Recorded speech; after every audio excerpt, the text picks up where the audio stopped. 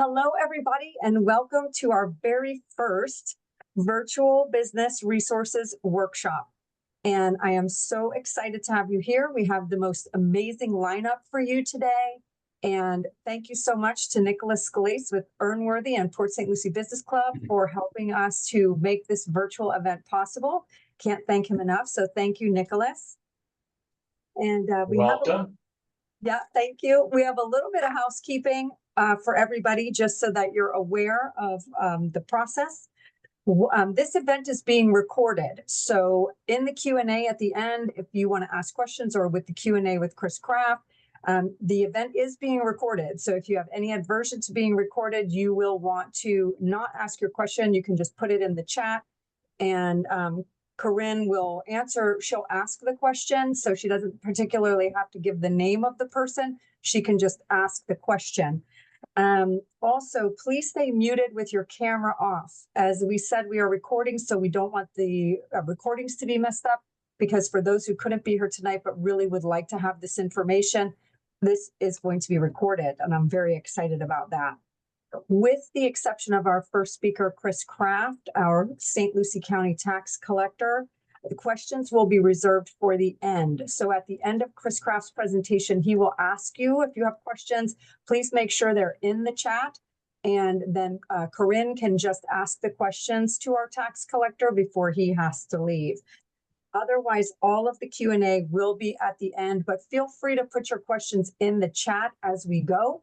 So that way you can get the question off of your head, so you can stay focused on everything else that's happening.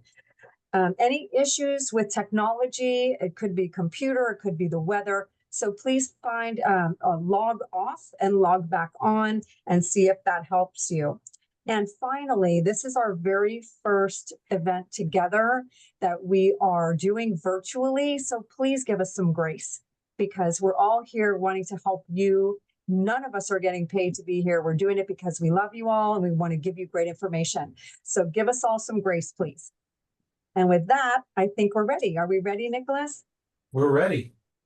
Excelente. Well, it is my pleasure to bring to you this event. Thanks to everyone on here, all of our speakers today, our presenters, who are bringing fabulous information to all of you. And the reason we do this is we want you to know of the incredible resources that are available to your small business.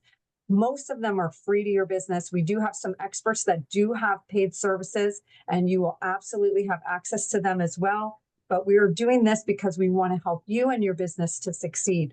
The Martini Network has been around since 2008. This is our 17th year. We also have the Port St. Lucie Business Club, who's been around with us for 2 years. And we're very dedicated to helping small businesses grow in the area and get themselves out there. Without further ado, I would like to introduce our very first speaker. I'm so thrilled that he was able to join us here. We have Chris Kraft, our St. Lucie County tax collector, and he is going to share with us some valuable things that small business owners need to know when dealing with the tax collector's office. Great. Thank you, Veronica. Today, we're going to go through the business tax receipt filing process. And what we're going to do first, take a higher level view, just kind of outline what the process is so you have an understanding. And then we're going to walk through the application process that we have online. So first thing we want to make sure that everyone understands is that it is fully online. You don't come into the office to fill out the application. You're going to do that on your PC at home.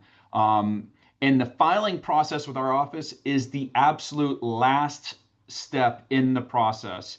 Even if you have to file within the city of Port St. Lucie or Fort Pierce, you're going to file with them before you come to the county to file it. So let's just make sure everyone understands that, because we will not process it if those aren't done ahead of time, because you'll see as we walk through the application, it won't allow you.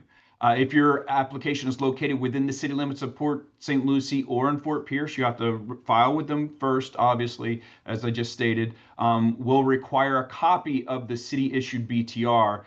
Keep in mind that the city of Fort Pierce doesn't call theirs a business tax receipt. They call it a certificate of use.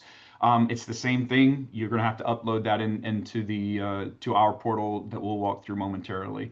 If your business is located in the unincorporated, you're going to have to have your approved zoning permit, applicable, as well as any hazardous waste screening if applicable.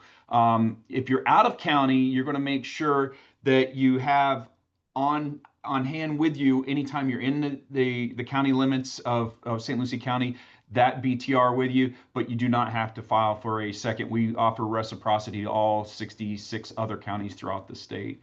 If you're a contracting business, the BTRs are issued to the qualifier, the individual holding the state contractor license, not the business entity themselves.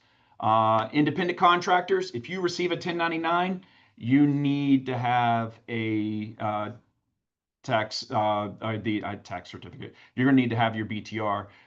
If you receive a W-2, you don't. It's really that simple. For instance, my daughter is an occupational therapist. She has a 1099 business. She has to have her BTR with our office and in order to legally do business in the county.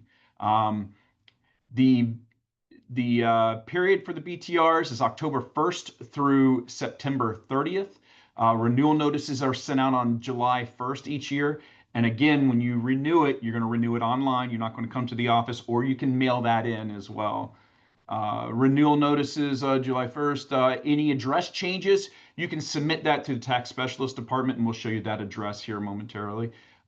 Food-related businesses, you may need additional licenses from the Department of Business, Professional Regulation, or the Department of Agriculture. Please contact the appropriate agencies to get those certificates, and you will have to have those prior to uploading or prior to completing your form, because you'll see how you have to upload it again as we go through that process. You may also need multiple BTRs. For instance, if you have a handyman business and a lawn mowing service, you're going to need a separate BTR for each of those services. So now we're going to walk you through an actual BTR application, and I'm going to share that screen right there. Everybody see the screen?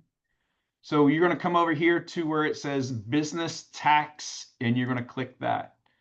Now, we're going to use all fictitious stuff here except for my name and my email address. Please don't email me at that address. And you can if you want. What was the first question here? Oh, hold on. We're going to set up a new account.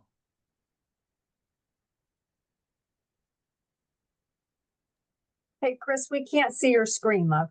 Oh, what is going on? There's a share screen at the bottom with a green Yep. arrow. Oh, I didn't hit the actual share button. I did click on it. Okay. So let's back up here so you can see what I'm talking about. So you're going to go onto the main screen and it'll show you, you're going to click on business tax. I can't back up because I'm in a demo here and it won't allow me to back it up. But you'll go to the main screen. It's super easy to find. Or if you're having difficulty, you can use our chat bot and put in business tax and it'll give you the link right there. Super easy to use. Now, these questions are a little bit wonky. Some of them are, all the answers are true or false, but some of the questions are yes or no. So use true for yes, false for no. And we're going to be working that out with the vendor who actually manages this particular site.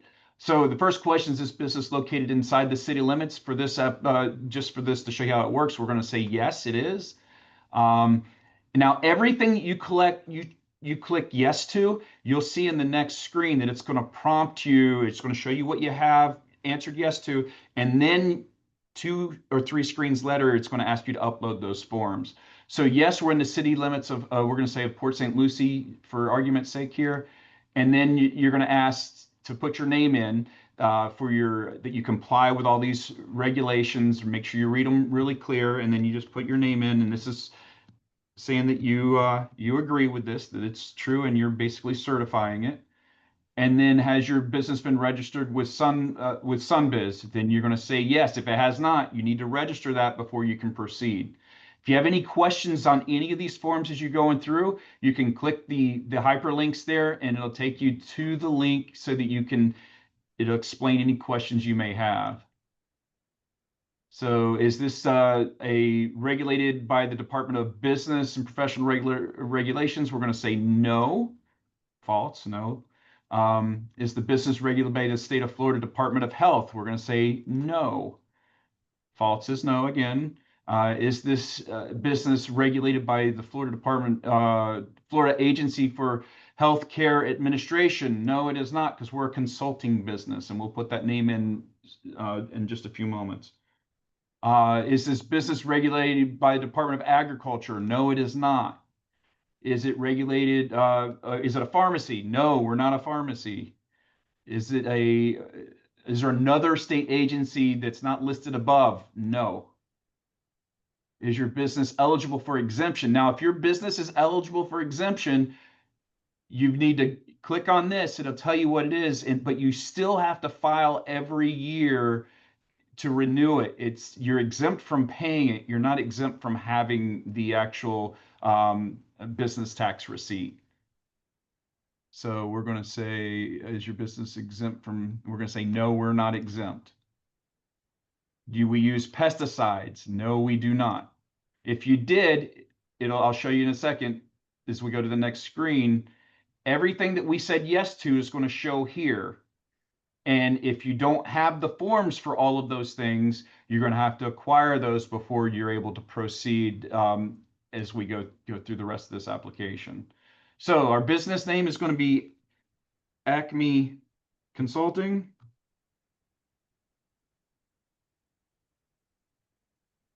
And we're going to say 1, 2, 3 Prima Vista. We're going to say Port St. Lucie,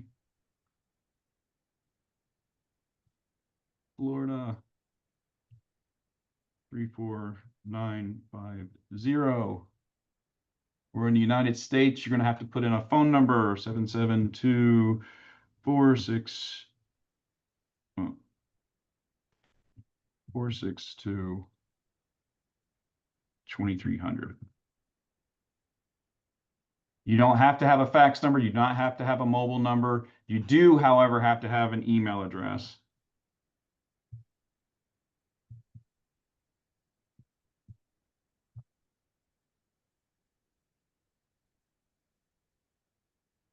So now we make it a little bit easier for you to go through the process. If anything's the same, you just click yes, it's the same address. Many people have different owner. You have a different mailing address, what have you, and that just makes life easier. So once you get to here, you're going to put in your email address again. I don't know why they do it multiple times, but that is what they require.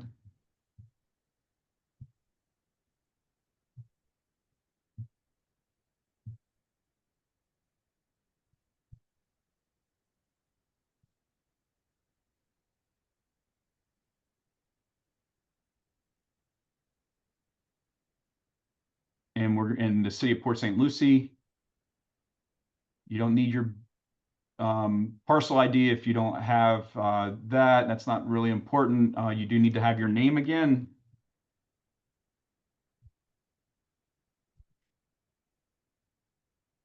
And the qualifier name or NA. Make sure, now this gets a little frustrating. So if there's anything you have to go back and change, and you have not, every time you change something up here, you're still going to have to come back and hit I have read and agree to the terms. It will frustrate the living daylights out of you.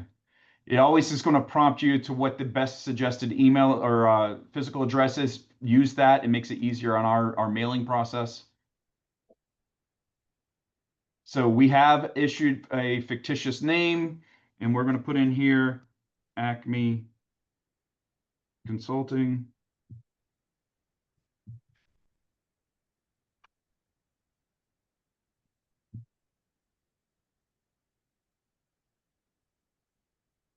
Or if it is not required, and the only reason it wouldn't be required is if you're using your actual legal name, your first and last name, I believe. Description of your business, we're going to say consulting. And are we a hotel? No. Are we a restaurant? No. How many employees do we have? If it's only you, you're going to put 1. If it's multiple people, it's yourself plus however many employees you have. Do you have an ATM machine, or do you have gaming machines? And does your business operate any vending machine? So we're going to say no.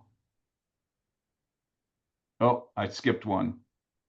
Well, because I really want to put a bar in, but my wife wouldn't let me. So this is the screen that anything you answered yes to on the first, you're going to input it here. So the first thing we have to put in is the City of Port St. Lucie's business tax receipt.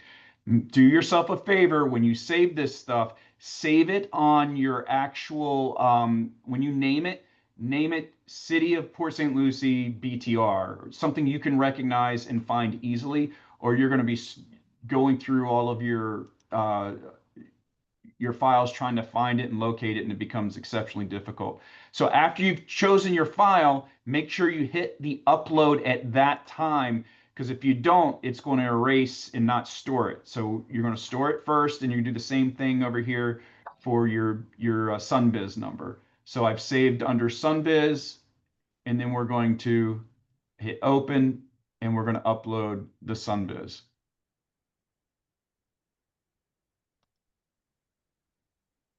Hit next. I acknowledge, and you're going to put your name in again. This is a signature, basically. And I agree.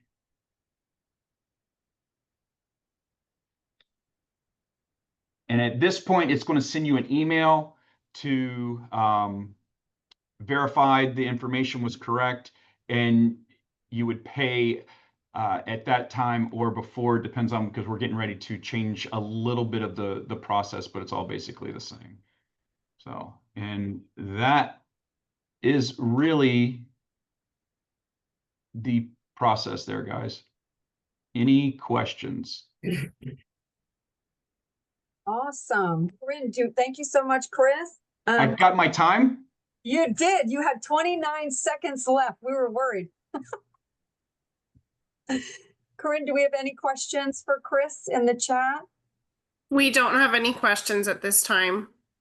Great. And you saw my email address earlier. Anybody has any questions in the future, feel free to shoot me an email and just put in the subject line BTR question, and I'll be happy to get right back to you. Perfect. Thank you so much for coming out to be with us tonight, Chris, and go have fun with your grandbaby and your family. We really appreciate you coming out. So thank you. Love you guys. Thank you. Thank you, Chris. Bye-bye. Awesome. Now you guys know how to do that. One thing off the list. Now I'm excited to introduce the Small Business Development Center. I absolutely love the SBDC. They have so many programs, and wait until you hear from Katherine what is all going on. So without further ado, Katherine Culhane, did I say that right? Yes, you did. Perfect. Good job, you. actually. Take it away, my love. Thank you so much. Okay, now in my share, let's make sure it's coming up. Oh, I think I've done something. Hold on a second. You just click the green arrow at the bottom. Yes, I've got my PowerPoint. Perfect. We see it. You do? Okay. My problem is I don't see it. Hold on. And I'm at the end. Hold on. I'll be almost with you guys. Very happy to be here tonight. I am standing in for our director, Tom Kindred. It's very important to let you know, though, that we're a team very committed and mission-based to help all of you, all businesses throughout the Treasure Coast area. We are aligned with the Indian River State College, and we have so much to offer. This is our team, and I think probably I'm so pleased to be part of them and show them all off to you tonight. Tom is our director. I am our associate director and a full-time consultant. All the rest that you see on your screen are credentialed consultants, have different areas of expertise. So wherever you come across us, or however you do connect to us, our entire team is available to you. We are SBA funded. We are grant funded and primarily by the SBA, our primary partner. We are the state's principal provider of small business assistance, helping small businesses grow and succeed, and actually at all levels. And that's really important, from startup to succession planning. Um, we offer a tremendous amount of resources. It's almost hard to actually endorse this value as appropriately as we'd like to, because it's no cost to you, but it's tremendously valuable. We have government contracting experts. We can do export marketing plans. We have research tools. We have great certifications in profit mastery, QuickBooks training, digital marketing assistance on that team group that you saw a moment ago.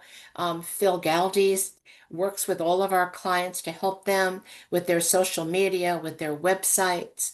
And I am part of what I do, in addition to my long-term banking background. I also have my associate degree in organizational learning. And we have been able to offer DISC assessments and team building programs. So those are really fun for me to talk about specifically, but we offer the entire range of business consulting. And again, from startup and to capital access, to international business if you're entering export marketing. There's so much to talk about here, so I invite you to find us online, look through what we can offer also in addition to what I'm putting here. Um, I was very, very happy to follow Chris, because one of the areas that we are very involved in at the time of disaster, during hurricanes, after COVID, we are extremely integrated into the community to provide and mediate for disaster lending, to get you connected and to work with the bridge loan program. And when I listen to Chris and I understand the importance of registering for that business tax receipt, I am reminded again and again during those disaster times when I'm working with very worthy businesses trying to get disaster loans. If that business tax receipt is not in place, we have been unable to help you. So as soon as I saw Chris, I said, I must remember to mention that. It's vitally important to be registered on Sunbiz, to file for that business tax receipt appropriately and keep up with it. Among our other tools and resources, of course, we have a very robust research department. Now, not just what we could access here, but through our headquarters, and I haven't told you about that. We're part of 9 networks here in the state of Florida. All for the Small Business Development Center. We're part of the Florida Small Business Development Center network. At our headquarters, we have some excellent research experts, and part of our tools that we subscribe to on your behalf as our small business owners who come and work with us and consult with us are some of these that you see right here. Reference USA, a database filled with information to create marketing lists and tools. BizMiner, a financial analysis tool. Vertical IQ. We also have access through our headquarters to IBIS World, which isn't listed here, but I often use that for my clients looking to create a feasibility study. And LivePlan is the business planning tool that we highly recommend, state of the art. And actually, whenever we're working with a borrowing client who's creating that business plan to get it in front of underwriters, this is the tool that we work with in conjunction with our clients. This is our contact information. I think I've probably shortened our presentation quite dramatically. But I would like you to understand exactly the fact that we cover, because we're aligned with Indian River State College, we cover the entire area where there's a campus of SBDC, IRSC. You will find us, and you will find us located. I, in particular, consult in Martin County. Our headquarters is located in the Pruitt campus in St. Lucie County. We cover Indian River County and Vero Beach area through the Mueller campus, and we also cover Okeechobee. We have very strong performance metrics that we are responsible to meet. And I want you to know that because we are very, very invested in moving your business forward and keeping our grant funding coming in. And several of those metrics include capital access, getting you through that process, getting you the capital that you need to scale and grow your business. That's probably our primary driver. Consulting hours, growing your revenues, and contributing to the economy through economic development. We show that every year in a survey. We gather that information. So we ask our clients to participate in that survey. Nobody likes surveys, but we gather so much information in that process. We're very, very happy to be here. Again, when I tell you we're a committed team, we work together. We consult, we do strategic planning. There's so many other areas that our clients come in and request help with. So we basically meet you where you are. You would apply to become a client of SBDC online at that FSBDC and IRSC website. You do need to register as our client so that we can reach out to you and set up an appointment. We also work very closely with our partners, with Dieulanie at SBA, with Gary at SCORE. Any presentation that I have ever done, I'm so pleased to say to my clients and to our prospective clients, use all of these resources. They're amazing. And together, together, we provide a very united, integrated team to help you grow your business.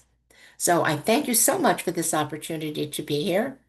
I will participate in questions at the end of this entire presentation, and I look forward to talking with you.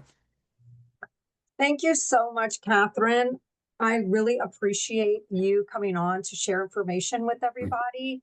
And I firsthand can say that I absolutely love the Small Business Development Center. I love all of the things that you offer to small businesses. And I hope that people will reach out and utilize the many resources. I mean, you all have reports that are thousands of dollars that businesses can receive for free. I mean, Thank you. Thank you for mentioning that. Yeah. Absolutely. We subscribe to these, and these reports are quite valuable. And we are not shy at providing them. We're going to work with you in a business planning process, supporting you to build your business according to the plans. Absolutely. Thank you. Thank you, Catherine. Now, there's so many resources over there, and having a business coach is invaluable. Will save you thousands and thousands of dollars. So please reach out to the Small Business Development Center and utilize these resources for your business. So thank you so much, Catherine. A pleasure. We appreciate you being here. And next, it is my great honor and pleasure to announce my good friend, an amazing woman, also in the government sector that is here to help everybody. And she's going to talk to you about money, which everybody wants to talk about money. So without further ado, Dieulanie Claude with the Small Business Administration. Welcome, Dieulanie. Thank you so much. Thank you so much for having me, Veronica. It's always a pleasure to work with you. I am happy to be here, and with no further delay, I will go on and share my screen.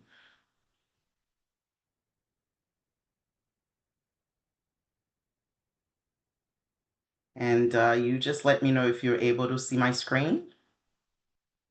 Yes, I can. Perfect. Thank you. All right, so we'll get started. As Veronica said, I am with the SBA, and there you are. My name is Dieulanie Claude. I do outreach and marketing for the SBA. I do cover 9 counties from Osceola to Palm Beach County. So if you ever need anything here in the Treasure Coast, please do not hesitate to reach out to me. My contact information will be at the end of this presentation as well. and you guys will know where to find me. If you know where to find Veronica, you know where to find me. So we'll start with just an overview, a quick overview of the SBA, what we do. So the SBA has been around for years, for 72 years now. We just celebrated 72 years, established by Congress back in 1953. And since then, the SBA has been helping small businesses to plan, launch, and manage and grow businesses throughout the nation. We currently have 69 districts, and we have 2 in Florida, the North and South District. I work for the South District. We cover 24 counties overview overall for the South District, which goes from Osceola all the way down. All right, and this here is everything that the SBA can help you with as a small business owner. We have education, we have, as Veronica say, we have capital, access to capital opportunities, as well as assistance with disaster and government contracting. And this is a quick and easy way we like to present the information to you because it helps you to remember what the SBA is able to help you with. So at any time you're trying to think, oh, can the SBA help me with this? First of all, I think we could probably help you with just about anything as a small business because we are the nation's Small Business Administration. But this is a quick overview to remember. We call them the 4 C's. So the first C is counseling for business education. And then the second C is capital, for access to capital. And then the third C is crisis. This is when we come in time of disaster relief that is needed. And lastly, we have contracting, referring to federal government contracting. All right, so first, counseling. Counseling, we do counseling through our resource partners. As you just heard from Katherine from the SBDC, that we are partners, resource partners with the SBDC. We are also resource partners with SCORE. We have resource partners with the Women Business Centers, WeVenture, Tampa Bay Business Center, and the Florida Women's Business Center, the Veteran Outreach Business Centers. We have over 1,400 business centers, business partners nationwide that help us with business resources and mentorship. So, and if you need to learn more or find yourself a mentor or counseling for small business, you can go to sba.gov/local-assistance. And again, here is a quick list of our partners. I will not go into details about all of our partners, especially with SBDC and SCORE, because you just heard so much about SBDC from Katherine, and you also will hear later from Gary from SCORE. But all you need to know is that there is a reason why they have been SBA's resource partners forever because they have incredible resources. They are the education arm of the SBA. My job as an outreach and marketing specialist is to be out there making sure you know and understand, you are aware of all the free resources that are available to you. But when it comes to one-on-one mentorship, you certainly need and best recommended that you seek assistance with our resource partners.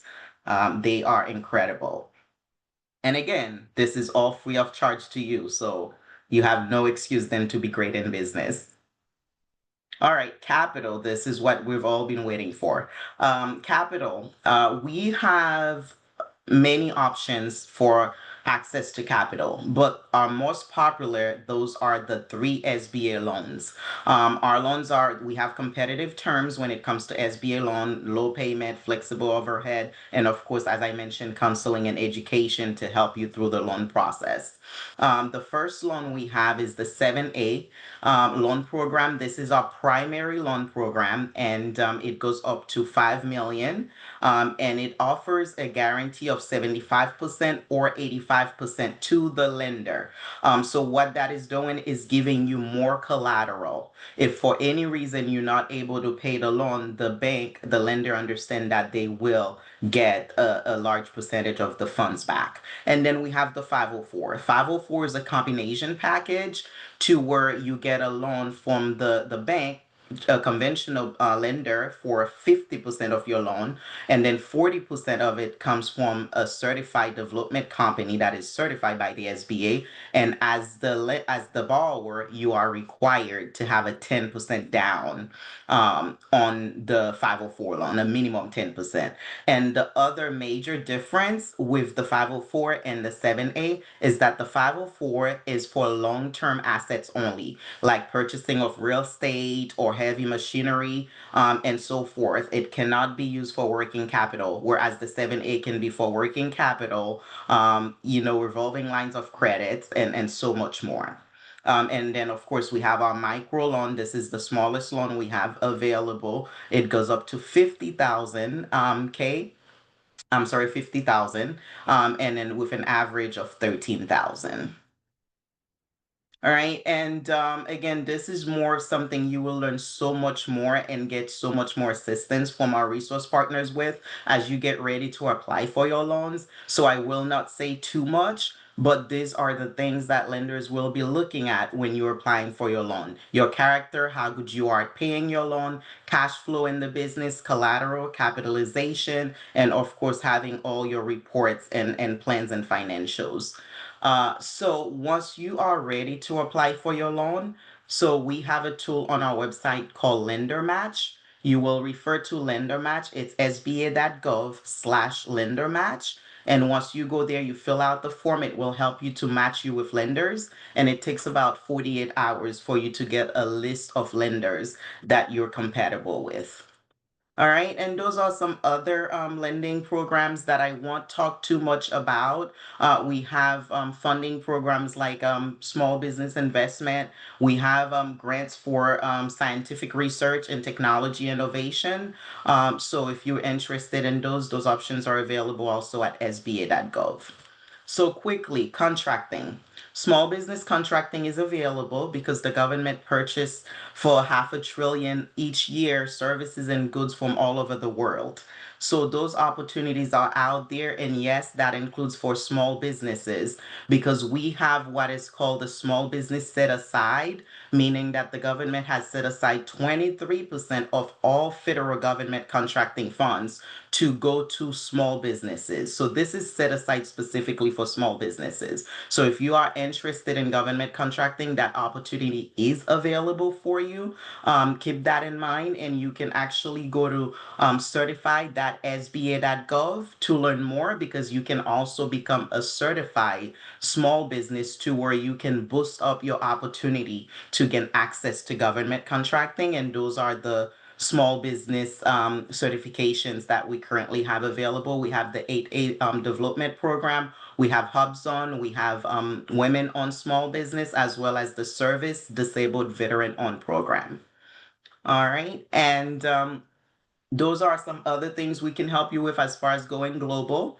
If you are interested in exporting and international trade, please know that that's available through the SBA. You can learn more at sba.gov. Lastly, our last C is crisis. Crisis is where the government comes in, federal government comes in with disaster relief. So it's estimated for about 25% of businesses do not reopen after a major disaster, right? So we help you, we come in to help you and stay sustainable and to help you repair from your damages, whether it's physical or whether it's economic disaster for you and your business. So we have two different disaster loans. We have one that is for physical damages, and we have one that is for economic injury. They both go up to a maximum of $2 million.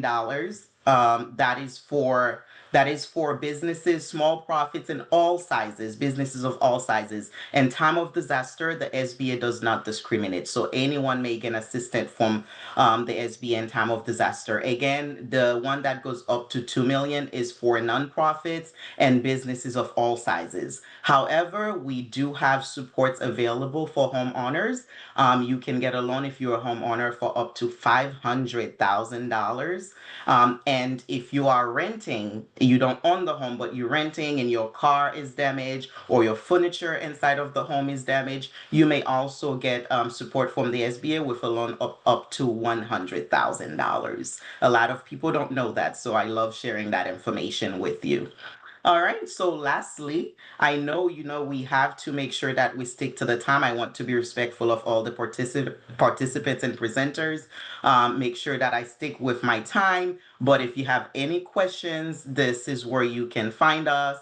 And as you know, this is being recorded. You can also come back later on through Veronica's platform and scan the QR codes and get access to our district office. My contact information is in the footer here. You have my email. Again, my name is Dieulanie. Claude, if you need anything, I cover the Treasure Coast here for the SBA. My email is my first name, my last name at sba.gov. Thank you so much, guys, and thank you, Veronica, for having me. Dieulanie, I'm finally saying your name right, and I'm so happy about it. And she's so gracious that she won't tell you when you're saying it wrong. It's Dieulanie. Say it one more time. Dieulanie. Dieulanie. Dieulanie. I was almost right. You're right. I got you. I got you. You did great. Thank you so much. You are so fabulous. Thank you so much for taking the time to be here and share with the business owners tonight all of this valuable information. And I'll look forward to having you at the next one for sure. And if you'll hold, we'll have you for questions at the end. Will do. Thank you. Thank you. Thank you. Thank you. At this time, we're bringing up my new friend and another amazing human. We have Gary Mastro from SCORE. He's going to share with you the incredible things that SCORE is doing. So thank you, Gary, for being here. Thank you, and good evening, everybody. It's you have just had a fire hose of information delivered, so I'm going to try and make my presentation a little easier, and hopefully allow for some questions if you have any. Let me share my screen. And okay. So I guess the first question I'd have, we've got 24 people here, is if I could see your faces, I'd wonder how many of you have ever heard of SCORE before. It's we think it's a pretty big and well-kept secret. Our organization has been around since the 1950s. In fact, today I was going through our office. We were cleaning out some of our office goods, and I found our original approval to operate in Fort Pierce and Indian River County, dated May 5th, 1972. So we're 53 years old here, and we cover the Treasure Coast. We do Okeechobee and Glades County as well. We've got an amazing organization because we are all volunteers, and we're all people who have had either a business or somehow found a success in their own organization and they want to give back. So who is SCORE? We're an organization that has over 14,000 volunteers serving over 400 chapters throughout the entire country. We provide free and confidential information. Some of this is going to sound familiar with the SBA and with SBDC. We have business education services. We provide webinars, and we will do webinars for organizations. We'll do webinars for those special things that you may have a need for licensing and understanding what the process might be for starting a business. We have a business boot camp that we provide and try to get groups together to prepare for setting up a business. In the last year, we helped in 59,000 businesses get started, 84,000, which created 84,000 jobs, and a total of 43,000 total jobs. Of our clients, 56% were women, 46% minorities, and 12% veterans. That number has gone up for the vets this year, which is great. So we have 41 volunteers that have about 1,400 years of experience in their previous jobs or in the organization they're with now. We provide, as I said, a low or no cost, mostly no cost, educational services and mentoring across a broad range of industries, and you can see them listed from planning a business to exiting a business, the entire business cycle. We have had literally every kind of opportunity thrown at us to work with, and we have a selection of fine mentors across the country. I mentioned the fact that we have 14,000. Any one of those mentors from any part of the country can help you or your business out. We have a worldwide one score is what we call it. So if in the Treasure Coast organization, we can't help you, we will get someone in one of our other chapters to support. Our impact last year was kind of interesting. Our 2024, last year, we helped start 151 businesses. We helped create 546 total jobs, which in terms of payroll was about north of $16 million. And we had 2,300 total chapter services, people who have either went to a webinar, mentored or attended a particular workshop. So I mentioned that we provide free mentoring to small business professionals. We have a lot of people that come to us with an idea and want us to help them start. And we have to go through the process with them from inception to reality and what it really means. There's a lot of people that we tell they're just not ready to start. There are a number of things that you have to think through in terms of your funding and your business plan and your marketing plan. And we go through each and every one of those steps so that we can walk through that together, literally getting you to the loan desk of a bank, if necessary, to get your business started. So A to Z, we provide services all along the line. I did mention most of this, that we'll review your ideas, help you understand your financials. We'll coach you through financial preparations, which is really a lot of the work we do. Financial literacy is probably the number one issue that we have to work with, getting people to understand their finances and how to plan. We started something new this year. It's called team mentoring. And what that is if you have an issue with finance, for example, we have experts in finance. We have CPAs that can help. But let's say you also have a problem in revenue and your sales aren't running right. So where do you go first? Do you work on your finances? Do you work on increasing sales? Or maybe you have an operational issue or HR issue. We will provide up to 3 mentors to work with you for a period of 6 months, working on a plan, actually working, if necessary, with your organization as outside directors to help the organization move forward. It's free of charge, of course, but it's something new that we've had. So if the issue isn't just one type of thing, and if we need others experts to work with us, we'll pull a team together for you. And this is more of what we're doing to accelerate your business, going through your biggest challenges. And this is part of what the acceleration team or the team mentoring group would do. Business education webinars. Last year, we put on 211 webinars and workshops. We had over 10,000 people view those. And we have done a ton of work in the Treasure Coast. And most of our work is in Port St. Lucie. It's probably 60% of what we do. So it's kept us busy. St. Lucie is a growing area, and we're happy to be able to oblige them. These are some of the workshops that we have. There's a lot more. So from starting a business to human resources and time management, on-demand classes. We work with a couple organizations that are underserved, so we have particular and very special workshops for them. So we will do that for your organization if necessary and provide workshops that might be of importance to you. These are the Chamber of Commerces that we work with, and sometimes we do our mentoring there. But if you're looking for anything with us, it's here's the website, treasurecoastscore.org. Phone number is 489-0548. These are satellite locations, which are the chambers. And yeah, we work very closely with the chambers.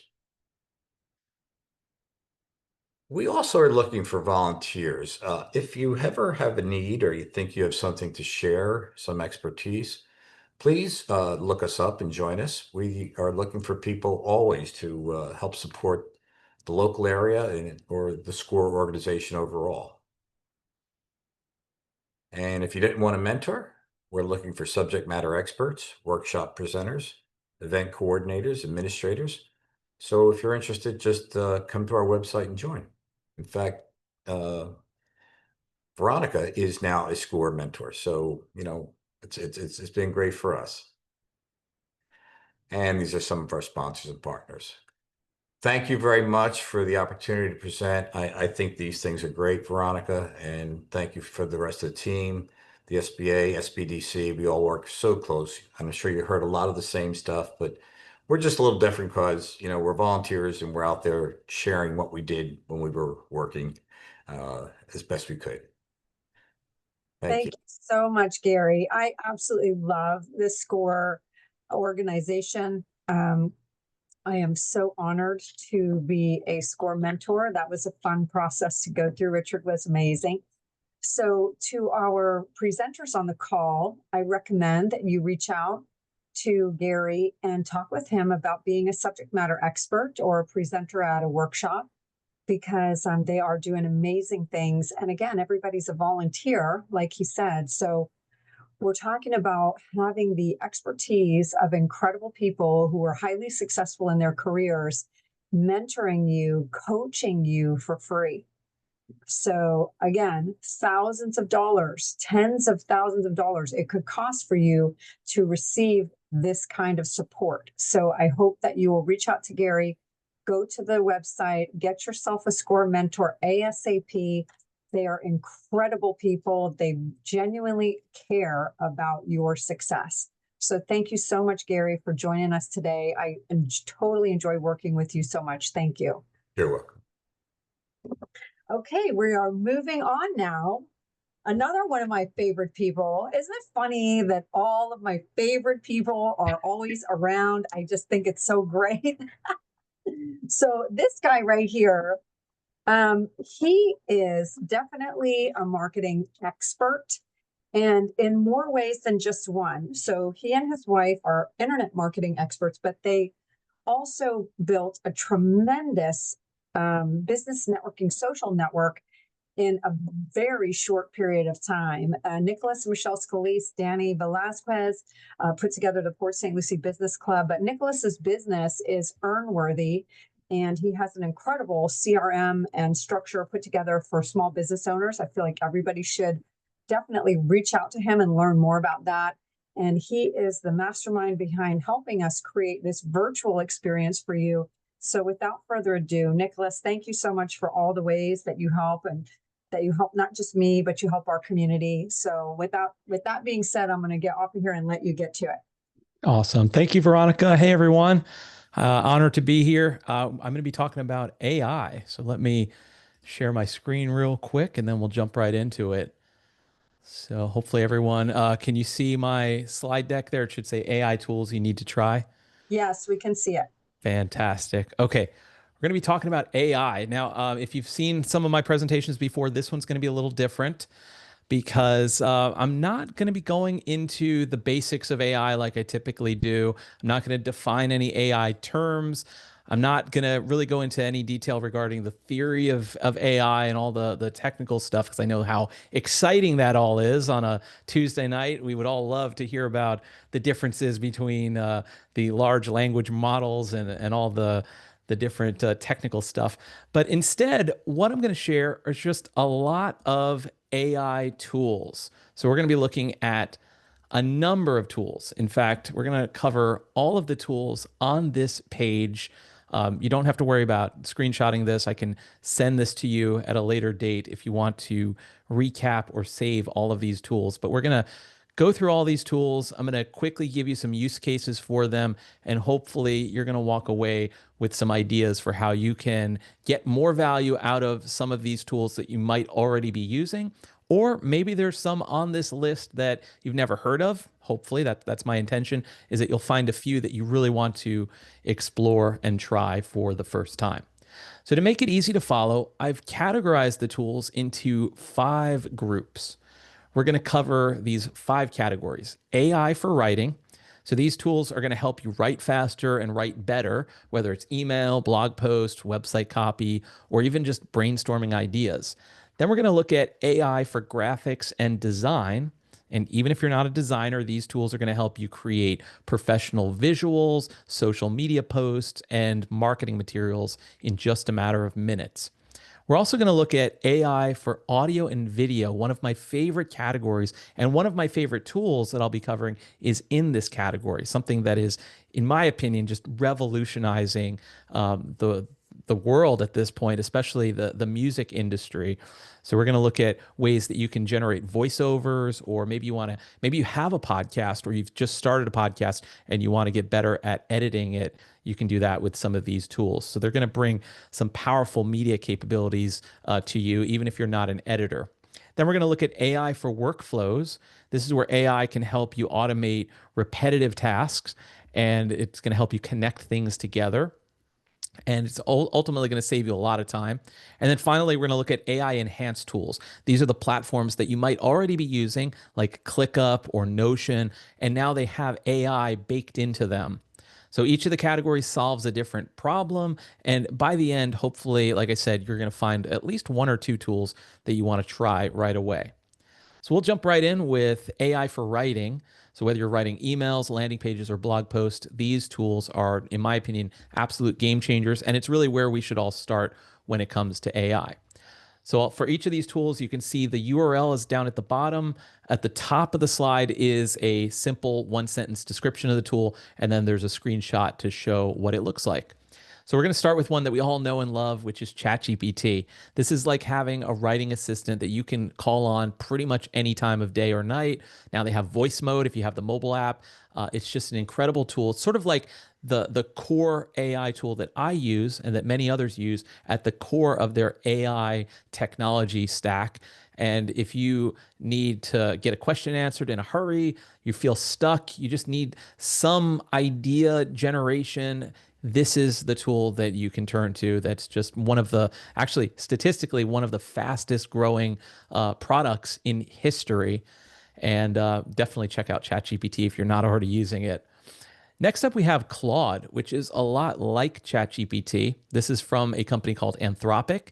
And right now, Claude and ChatGPT are sort of neck and neck, depending on which benchmarks you look at, but they're always sort of vying for that top position in terms of the general AI tools. And so it works a lot like ChatGPT, but it's built to handle longer documents. You can upload PDFs, contracts, meeting notes, and you can ask questions about them. It has a lot of very deep integrations that they just released, and it's really good at code.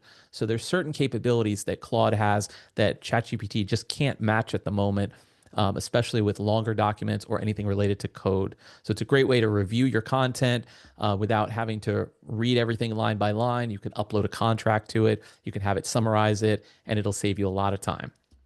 Next up, we have Google Gemini.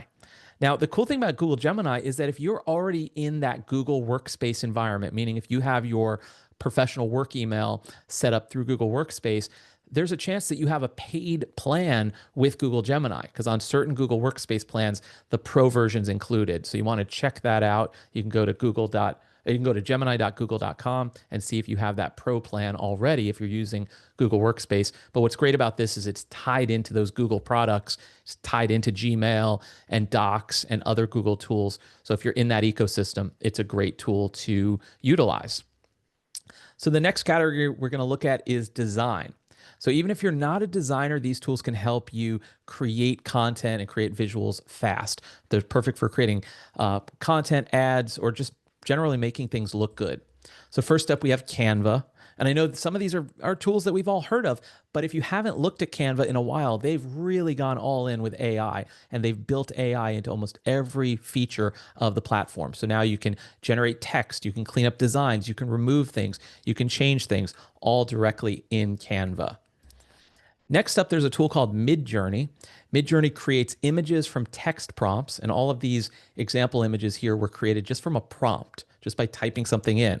You could type in retro diner logo with neon, and it's going to give you some really amazing artwork. And it's really useful for, especially for early stage branding, or when you're trying to come up with ideas, or you just want something to test quickly. Next up, there's a tool called Leonardo. Leonardo.ai. A lot of people haven't heard about this one. It's similar to Midjourney, but it focuses more on marketing, and it helps you create cleaner, more ad-friendly visuals like product banners, things like Facebook campaign ads. It's a very useful tool with many different image generation models you can use. So think of it like your AI art department for producing creative that'll actually fit your brand style. And next up, we want to look at some AI tools for audio and video. So these are really helpful, especially if you're creating content, whether it's social media content, music, voiceovers, whatever it may be. Maybe you want to start a podcast and you need some help from AI to get you going. So this is the tool I wanted to share, the one that I said I think is the most revolutionary right now out of all of these tools on the list. It's called Suno. Suno.com. It lets you generate custom music or songs just by typing a few words. So you can create full songs with lyrics and melody in just literally in a minute. And it's great for content creators or brands that want original background music, or maybe you just want to have a jingle or a theme song for your company. I think as homework, everybody should try this out. You just go to Suno.com, type in a prompt, say, hey, I have a pet sitting company based in Port St. Lucie. It's called, Joe's Pet Sitting Company, and it'll create a jingle for your brand, and you can even give it a style. It's incredible. You could have it in a hip hop style, a pop style. It's an incredible tool. So check out Suno. Next up, there's 11 Labs. This helps you turn text into high quality voiceovers that sound natural. It's really the best voice system out there for taking text and converting it into voice. So it's perfect for explainer videos, voicemail systems, and so on. And a lot of the other tools where you can hear an AI voice, a lot of times they're using 11 Labs on the back end. Then you have Descript. Descript is one of my favorite tools for editing video. So it makes editing video as easy as editing a Google Doc. You can delete filler words, you can rearrange clips, you can even generate voiceovers. So check that out if you're looking for a video editor that's AI powered. Next, we have AI for workflows. This is where AI gets really powerful, and it can help you pretty much automate your entire business. It's going to help you save time, reduce mistakes, and handle all of that boring stuff automatically. So this is a pretty interesting one. It's called N8N. It's probably got the weirdest name out of any of the tools we're covering. It's N8N.io. Don't ask me what the name means. It's some technical explanation, I think. But it's an automation platform. So if you ever heard of something like Zapier or Make.com, this is like the next version of it that's really put AI at the center. And if you've been paying attention to AI and what's happening right now we're in sort of this agentic era of AI where you're able to create AI agents. You might have heard that phrase, AI agents. Well, how do you create an AI agent?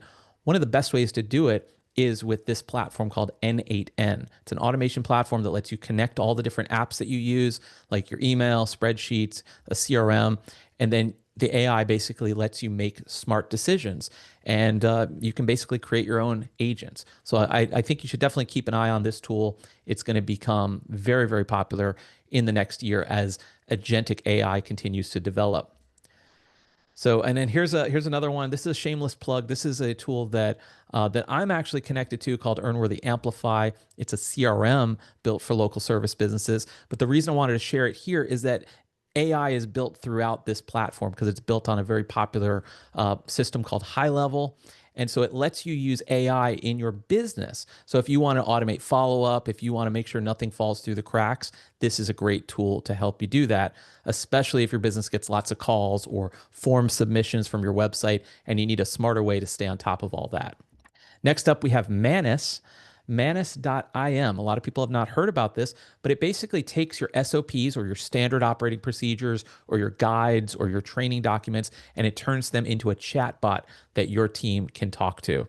So instead of digging through folders and asking the same questions over and over, your staff can basically just ask this chatbot that's been trained on your data, and it'll get answers instantly. And then finally, we're going to look at some AI enhanced tools. These are the everyday apps that have AI built into them. So maybe you're already using some of these tools, but if you haven't looked at the AI features of them, make sure to check them out. ClickUp is a project management tool. This is the tool that we use at Earnworthy at our marketing agency. We had previously been using Asana, but we saw what ClickUp was doing, and they are really all in on AI. So if you need a project management tool, you want something better than a spreadsheet, more powerful than Trello, check out ClickUp, because they have their AI brain built into ClickUp. So it helps you manage your projects, manage your team, manage all of that stuff with AI at the center. And then there's Notion, which is a very popular note-taking tool, but now it's become much more than that. It's a AI workspace, and it can help you draft content, rewrite content, summarize content. So if you're juggling notes and content and documents and wikis and all that stuff, Notion is a very powerful platform that now has AI at its center. And then there's Perplexity. This is another tool that's sort of a sleeping hidden gem. Perplexity, think of it as an AI-powered search engine that gives you fast answers with real sources linked right below. So it's really powerful if you're doing research and you want to have a quick, reliable summary without having to scroll through 5 different blog posts. So this, I feel, is the closest we've gotten to a really good AI-powered search engine. Dare I say, even better than the AI mode on Google. So if I'm trying to search for something and I want to have an AI tool help me with that, I would use Perplexity. If I want to generate content, I would use one of those other tools that I shared earlier, like ChatGPT, Claude, or Gemini. But Perplexity is very powerful when it comes to search, and it does a lot of other things. So this is another interesting one to look into. There's some rumor out there that maybe Apple might be acquiring it. Who knows? That would certainly put them up there and able to compete a lot better if they did do that. Who knows? We'll see what happens. So yeah, so here are all the tools. Again, I'm happy to send this out after if anyone has any questions. But with that, it looks like I'm about a minute early on my time here. But hopefully this was helpful, and hopefully you've walked away with at least 1 or 2 tools that you can check out. Thank you. Nicholas, my gosh, 1 or 2 tools. I have pages of notes, man. Nice.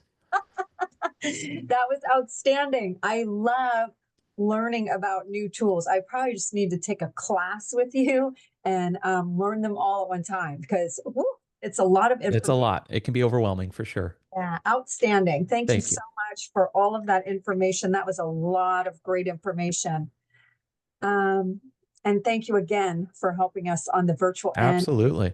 Able to bring all of these wonderful people together and help the incredible attendees on this and all of those who will be watching the recording. So thank you.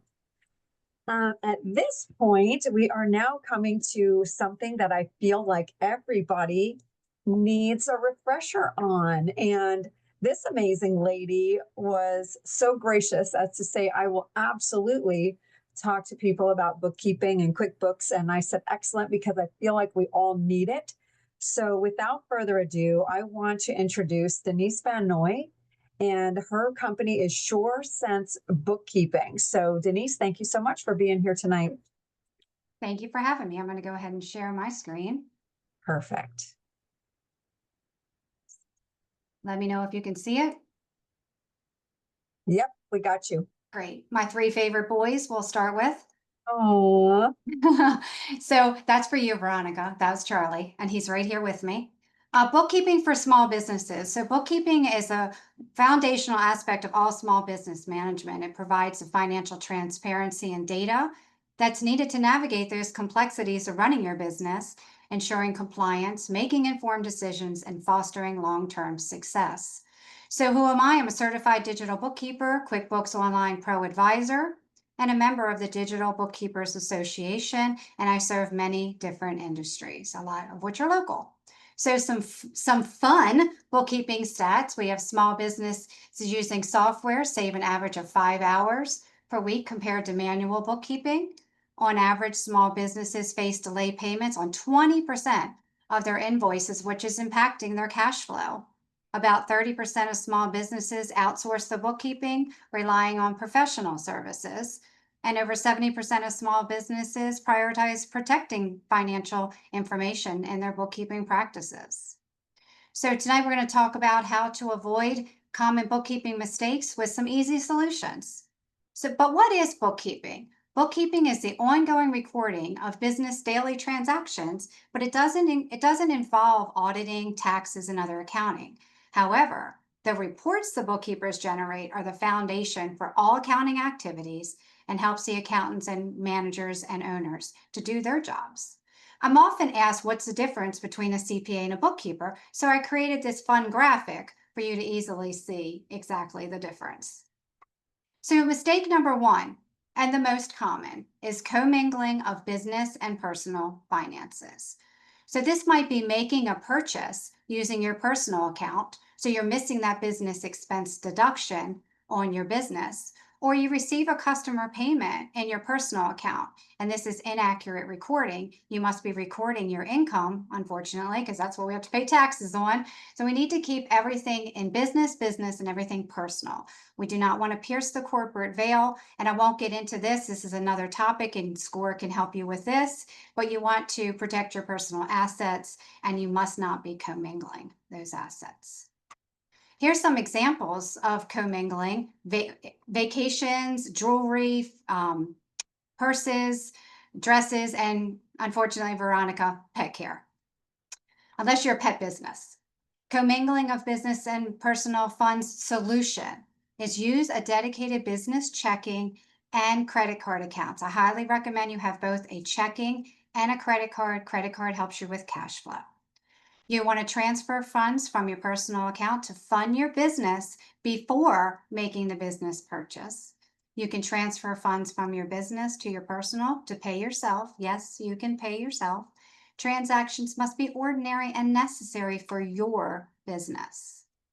So now mistake number 2, not tracking your mileage when using your personal vehicle for business. What counts as a deductible mileage? Well, this depends on your business entity. The IRS lets us deduct mileage for business, charity, moving, and medical purposes. These are the areas that the IRS considers business drives. It's important to note the IRS does not let you deduct your commute. The IRS considers where you live a personal choice. So driving to work is not deductible. Solution: apps are our friends. I personally love Mile IQ. It's swipe left or swipe right for business or personal. You can sort it out for medical, moving, and charity. You can also use QuickBooks Online. If you have a QuickBooks Online account, you have access to the app on which you can track your mileage. And these are the mileage numbers for your taxes for this year. So make sure you're tracking all of your mileage. Mistake number 3, not using an accounting software. You can't possibly remember everything. It's prone to errors. It's not practical or efficient. It's time consuming. As your business expands and you need more complex tracking of information, and you're lacking real-time data, and there can be compliance issues. So solution: use an accounting software. Everybody knows QuickBooks Online. It's very robust reporting. It has invoicing. It connects to your bank and all of that. It's very robust in what it does. There's also other options out there. There's Wave that is free. It's less robust, but it's great for freelancers, startups, and consultants. And if I had more time, I would get into AI. Nick and I will have to talk. There's a lot of new options coming out on the market for AI accounting software, which is super exciting. Mistake number 4 is not keeping receipts, and this is a big one. Gross receipts for income, are these included here? You must be keeping all of your receipts. For expenses, these listed here. A petty cash fund allows you to make some small payments without having to write a check.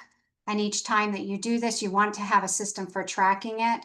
Petty cash is prone to fraud and theft. I see it all the time. So make sure that you're tracking that petty cash. And remember that bank statements are not enough. And what that means is if you were to be audited, An auditor will not accept just bank statements and credit card statements. You must have receipts. And meal receipts, you must write who you had the meal with and what was discussed at that meeting for it to be considered a business meal expense.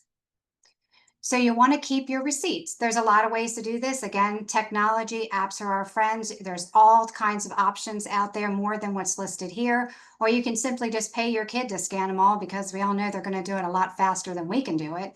Or simply just keep a simple paper filing system organized. The important thing is that you can retrieve the receipts when you need them quickly, and that will make the audit go in a much better way for you. Mistake number 5, not reconciling the bank and credit card accounts. Reconciling your bank account simply means that you're comparing your internal financial records against the records provided to you by your bank.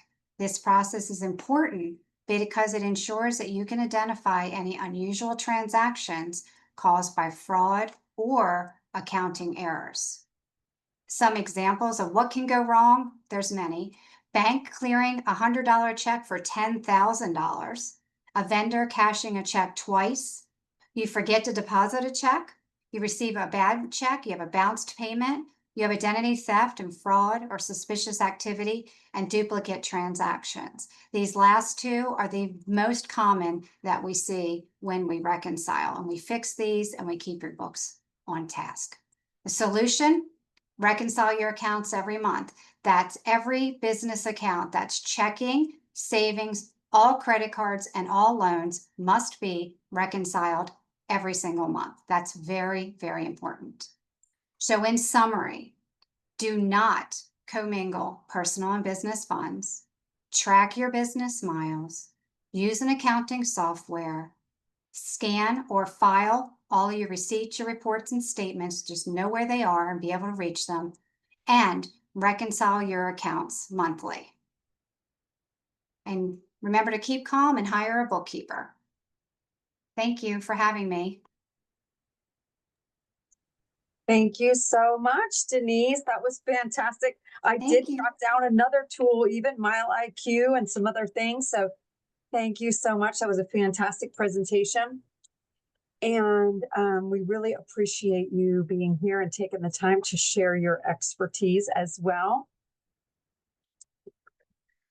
Without further ado, I want to bring up another dynamic, amazing lady. And Denise, if you can take your, unshare your screen, we're going to bring up at this time, thank you so much. We're going to bring up at this time, Miss Lucy McGuire.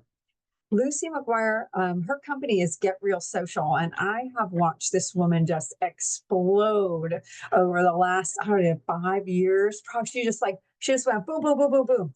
So you definitely want to hear some of the things that this incredible woman has to say. I'm sure she's going to condense it for us in this presentation, but you are just spectacular, and I'm so grateful to have you here with us. So without further ado, I'm going to get out your way and let you do your thing. Oh, thank you so much, Veronica. It is an honor to be here and right back at you with just an incredible woman. So thank you for putting together this resource for everyone. So Thank you. I do have a lot to, yes, of course. Mhm. I do have a lot to go over. So hopefully it won't be too fast for everybody, but we will, I'm gonna go ahead and share my screen for you all. Lucy, take a couple extra minutes. If Nicholas could add like another 2 minutes on to her timer, that would be super, just because we have a bit of extra time. So now you have a little bit of extra time. Wonderful. Thank you. Appreciate And yes, that. we can see your screen. You're good to go. Wonderful. Good. All right. So then, yes, how to convert strangers into clients on social media. This is such a great topic that I love speaking on because it is so important as businesses to have a social media presence nowadays. It's like now everybody is getting it now in the 21st century of 2025. But it has been quite a journey of social media and just how much things have gotten and progressed over time. So I'm excited to be here today. Just a little bit about me. Thank you, Veronica, for the sweet introduction. Actually, as of last month. I'm actually an international speaker now. I just spoke over in Belgium and in Czech Republic this past month. But I am a Jensen Beach native, and I've been in the marketing industry for over a decade. I also studied business and sociology. So that actually, it's funny because I didn't plan on anticipate opening a social media agency. But because of doing so, I've really been able to use both sides of my degree with sociology and the study of how people interact. It's very relevant in the social media world. And so I started Get Real Social in 2022, 3.5 years ago. But our team has grown, and we handle social media management and coaching. We're really passionate about teaching social media and how to do it without paid ads, and how to create a community online that actually wants to hear what you have to say. And so I'll start my presentation off like I do with all of my presentations, which is the one thing in life that is constant is change. And we all know this from being in the marketing world. If you have had any piece of the marketing world that you've been a part of, you know this is true. So I applaud you all for being here today. So let's talk about the social media platforms. These platform rankings, these are measured by the monthly active users on these platforms. So Facebook is still #1 in the world with social media, which does shock a lot of people. So you have Facebook at 3 billion monthly active users, YouTube at second at 2.5 billion, Instagram at 2 billion, TikTok at 1.6, and LinkedIn at 1.1. And so when people tell me that their audience isn't on social media, I'm like, you obviously just aren't talking to them properly. But these numbers are really important to know, just in the aspect of how powerful these platforms are and how many people are actually using these on a daily and monthly basis. And so I want to go over each of these platforms just very briefly, and then I'm going to get into the main crest of what I want to talk about with conversion. But with Facebook, I want to keep in mind and tell you guys that with these platforms, all age ranges are on these platforms to some degree. But there, of course, are different platforms. Everybody has their favorite platform that they like using. So it's good to be mindful of the platforms that people tend to lean towards, right? And so for Facebook, you have boomers and Gen X and millennials who are using this. And don't think that just because those are the main people using it, that Gen Z isn't on there, because they are, they're just not using it as much. But this is the local community driven and more decision makers that tend to be on Facebook. You have the pros of the groups that are on Facebook and the local visibility and community that you can build on Facebook that is different from all the other platforms. But there is a limited organic growth that you can do on some of the business pages because they have more a focus on ads. You know, Facebook's the oldest social media platform that, you know, still exists today, and they have a big pull in that direction. So with Instagram, which is also owned by Meta owns a lot of different social media platforms: Facebook, Instagram, Threads, WhatsApp, all owned by Meta. But Instagram is a little bit different, right? So it has millennials and Gen Z, and it is visual first and trendy, trend savvy, but you have storytelling that happens on Instagram in a different way. You have the reels and the carousels, which also are on Facebook, but in a different capacity, and how people interact. A lot of people are just going through their feed on Facebook as it's a little bit different how they interact with the platform of Instagram, but they have a lot of built-in features with where you can actually drive conversion and conversation, which we'll be talking about, that is really important on Instagram. And then you have the feed. There's a little bit of less flexibility with the links that you have on Instagram, but there's still a lot of ways that you can engage with your audience. Then you have YouTube, which has a broad range of people. You have the DIYers to professionals. You have people doing these different videos and educational pieces, but it is long form content at its heart. But then it also has a short form content that you're seeing as all these platforms are integrated because of TikTok, honestly. But what's amazing about YouTube is that it lasts forever. Right? So that content, you could have videos popping up from 8 years that are still relevant, that will pop up on YouTube because it's owned by Google and it's really based in search. So that is a great aspect of YouTube, but there's higher production expectations and it can be slower to build a community on there. It really is the long game that you have to play on YouTube. Then you have TikTok, which is Gen Z and millennials and trend focused and really, really rooted in authenticity and building a community around being truly yourself, because it's a lot less of the flashy type of content where they want people who are being real, and it's a lot more raw content. So there is huge organic opportunity to get in front of people, and it's a lot more fast paced than every other platform, but it can require a high volume of getting content out there to get in front of people. And there tends to be a lower conversion rate on TikTok versus some of the other platforms if you're utilizing it as a business. So it's something to be mindful of. It's really great to get more eyes on you, but maybe not necessarily in converting them to sales. And then you have LinkedIn, which I think we all know about LinkedIn to some degree, but this is the business to business for decision makers. And this won't work in every single way for every business. Depending on if you're a B2C, it's going to be less likely you're going to be utilizing LinkedIn. So B2B, business to business, B2C, business to consumer, in case you didn't know that. But this is a high trust environment. It's great for networking. It's great for getting in touch with people, staying connected with people in the professional world. But the cons are that it has a spammy inbox, it's slower to generate leads, and it's not ideal for every industry. So you might not want to put all your eggs in this basket if that's not, if you're not in a B2B business. So let's talk about the goal of all these social media platforms, because this is really important. The goal of these platforms is to keep people on the platform for as long as possible. So you have to think about this when you're posting on social media. I see all the time people are saying the algorithm's against me. It's not showing my content in front of anybody. But the thing is that they're constantly testing your content to see if people are actually interested in it. And if they're not, then they're not going to reward you for content that doesn't interest and keep people on their platform. So it's a very important mind shift for you to understand as a business owner when you are entering and creating content on these platforms. So I need you guys to remember that this is not about you, it's about them. And I know that that's something that we know and deep in our hearts that that's what it is. It's always about our customer, but it's something we really have to be mindful of and not posting the content we want to put out there because we want to get something out there.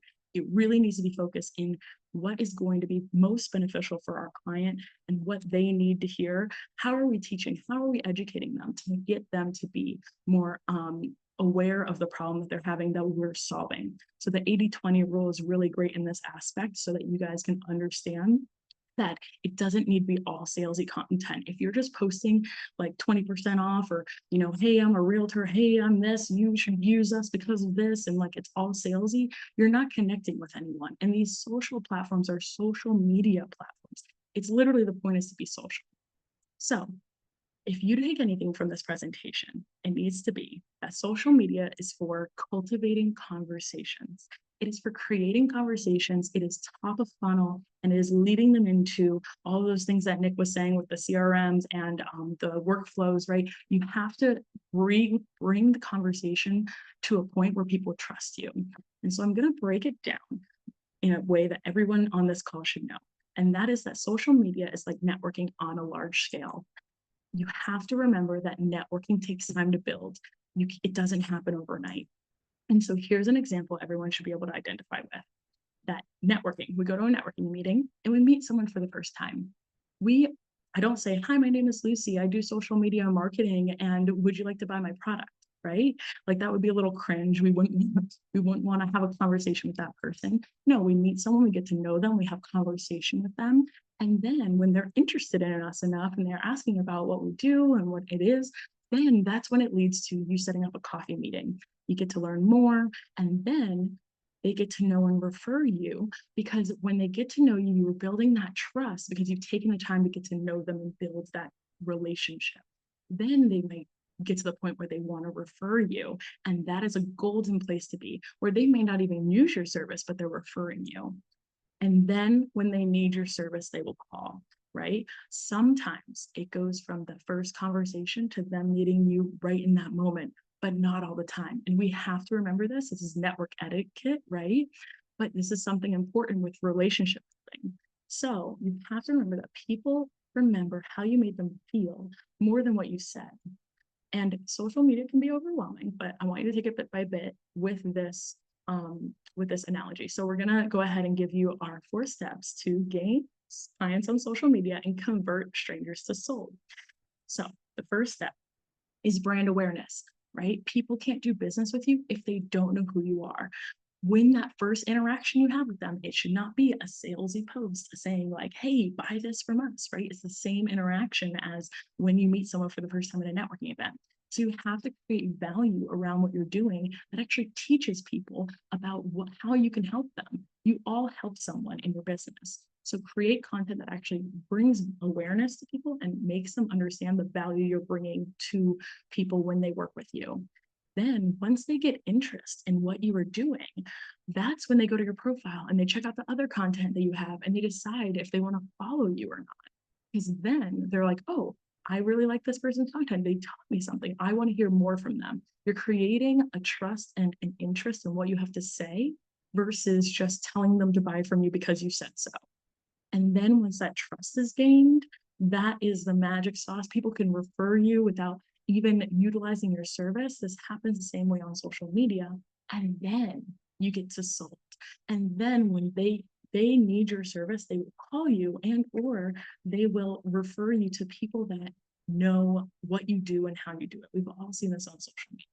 So it's really important to not forget that you're not taking it from step 1 to step 4, that you have to build the pieces in between in order to create a community. That's Lucinda, my little AI doppelganger right there. But in order for business to thrive, you have to build a community. You have to enter a community and give value and not just try and sell people all the time. You wonder why people don't want to connect with you online, and it's because people don't go on social media to purchase something. They're not waking up and thinking, well, what am I going to buy today? No, they're going on these social media platforms to connect with people and to see what's going on in the world and to maybe be entertained and to maybe have a break from their day. And you have to enter that with that mentality of how can you stay top of mind to these people, give value, and also maybe even entertain to a degree if that's something that your business model can allow, because you have to think about your business and how your business actually, what personality does your business have? We've all seen Wendy's and how they're a little sassy, right? And then you have like the more corporate sides, but I want to encourage you guys to be a little bit more edgy in your content. Don't just do what every single person is doing, because that's what everybody is going to expect. You have to break the mold and you have to be different, and you have to talk about what that is for you and your business. That's what's really important. And so if you guys really want to make a difference, you have to get out there and be creative and also just break that mold a little bit more. And so I want you guys to think about, like, you guys are probably posting on social media to some degree, probably not consistently, which is really important, but you can do it one day, or you can make today day 1. And you can actually take action towards creating a strategy around what you're doing and not just posting to post and throwing pasta to a wall, hoping that it's going to stick, hoping that someone's going to purchase. There's an entire strategy around it. And it's really, truly understanding your clients, who they are, how you can connect with them, how you can teach them, how can you can show them that you actually can solve a problem for them and make their life easy. Because at the end of the day, every single one of your businesses solves a problem. And that is what you have to educate and to connect with them with. And if you teach someone something, they'll always remember that. And so at the end of the day, you can decide if you want it to be one day or day 1. But I just want you guys to remember that you can do everything. I do anything. I know social media is overwhelming, and I know that it can feel like a lot, and I know it can feel the pressure of having to post on all these platforms, but you don't have to post on every single platform. Get to know 1 or 2, get to know Facebook and Instagram, post twice a week, get consistent posting twice a week. You don't have to post every single day to be successful. I promise you that. I'm giving you permission to stop posting every single day just to post. All right. And that's me. So thank you guys so much for the opportunity to be here. I'm honored. And thank you, Veronica, for the opportunity. And I hope you guys took a little something from that. I know my contact information is below.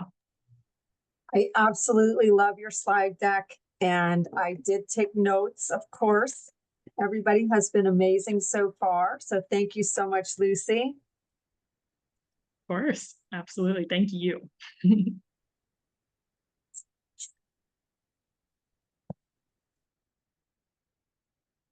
Nicholas.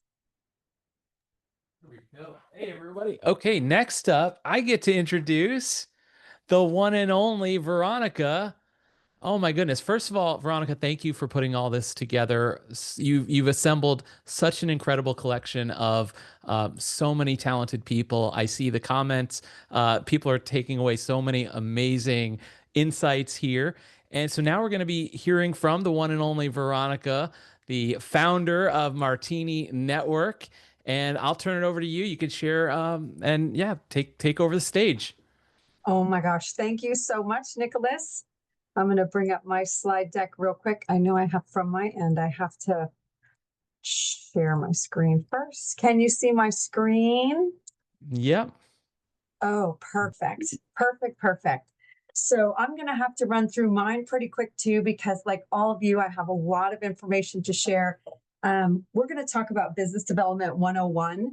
I pretty much have brought together a little bit of three different things to talk about. We're going to talk about building the network. We're going to talk about following up. We're going to talk about collaborations. And so I have to get it out there really quickly. But everything in life is about relationships, whether it's business or personal. At the end of the day, it's all about relationships. And so we're going to start with networking, because I think a lot of people are really confused. Like, how do I even begin to make this happen? And since I happen to be the longest running independent networking group on the Treasure Coast at 17 years now, I will tell you that it is so much easier today than it was 17 years ago when we were the only thing besides a chamber to go to. However, chambers are fantastic. Like, I have been with the St. Lucie Chamber for almost 2 decades. I've been a tenured ambassador for over 10 years, and there's a lot of good that comes out of a chamber. So every city or county generally has a chamber of commerce. Some counties have several chambers of commerce. And then there's men's and women's groups. You can look for activities groups. You can look for golfing groups. You can look for animal loving groups. There's so many things that you can do to find different groups to get involved with, because networking doesn't just have to be about business, and it will generally always turn into, hey, what do you do? And then there's business networking groups that are independent of join paid groups, that like Martini Network and the Port St. Lucie Business Club, where you just pay a small cover to get into the clubs. And then or to the groups, the events.